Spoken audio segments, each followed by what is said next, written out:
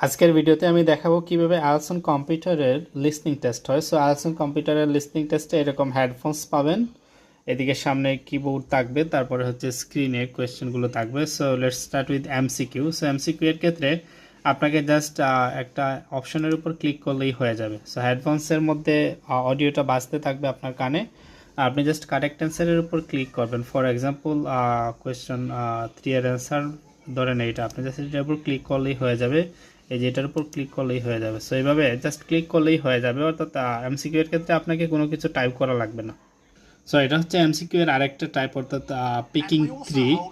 এখানে আপনাকে যে কোনো তিনটার উপর ক্লিক করলেই হয়ে যাবে। আপনি অডিও শুনবেন আর যে কোনো তিনটা কারেক্ট অ্যান্সারের উপর জাস্ট ক্লিক করবেন।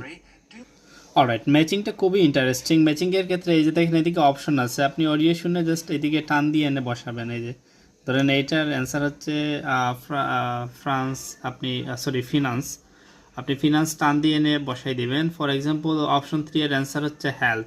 সো এখান থেকে আপনি হেলথকে টান দিয়ে নিয়ে এসে 3তে বসাই দিবেন। ওকে, এইবার মনে করেন আপনি অ্যান্সার চেঞ্জ করবেন, হেলথ অ্যাকচুয়ালি 2তে হবে, তাহলে আপনি এখানে টান দিয়ে 2তে নিয়ে নেবেন। বা হেলথ অ্যান্সার হবে না, আমি এখান থেকে সরাই ফেলবো, তাইলে ওইদিকে আমি তারে সরাই ফেলবো। খুবই সিম্পল।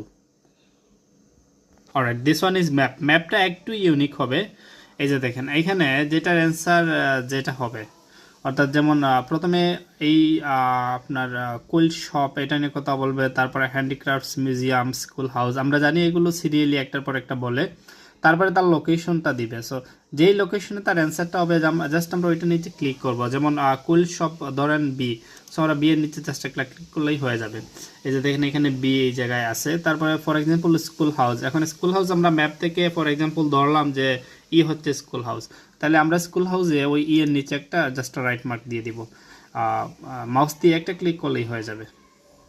যারা টাইপিং পারেন না তাদের জন্য সবচেয়ে চ্যালেঞ্জিং হচ্ছে ফিল ইন দ্য ব্ল্যাঙ্ক, অর্থাৎ আপনি গ্যাপে অ্যান্সার লিখবেন। সো এটা একটু প্র্যাকটিস করা দরকার, কারণ আপনি কিওয়ার্ডের দিকে যদি চেয়ে লিখেন তাহলে আপনার এখানে কনসেন্ট্রেশনটা ব্রেক হতে পারে। সো আপনাকে না দেখে লেখার একটা অভ্যাস করতে হবে। বা আপনি নিচে যদি পেপারের মধ্যে লিখেন, এক পিস পেপার কিন্তু পাবেন, সাথে পেন পাবেন। সো পেপারে লিখলেও কিন্তু কনসেন্ট্রেশন স্ক্রিন থেকে ব্রেক হয়ে যাবে। সো আলটিমেটলি এখানে যদি না দেখে লেখার অভ্যাসটা করা যায়, সেটা আপনার খুবই পারফেক্ট হবে আইএলটিএস অন কম্পিউটারের জন্য। এখানে প্রত্যেকটা অপশনকে আপনাকে টাইপ করতে হবে। সো এখানে একটা অ্যান্সার ভুল লিখলে সেটাকে আপনি আবার চেঞ্জ করতে পারবেন, টাইমের মধ্যে চাইলেই চেঞ্জ করতে পারবেন। সো আলটিমেটলি যেগুলো হচ্ছে গ্যাপ ফিল বা কমপ্লিশন, যেগুলো এগুলোকে আপনাকে টাইপ করা লাগবে।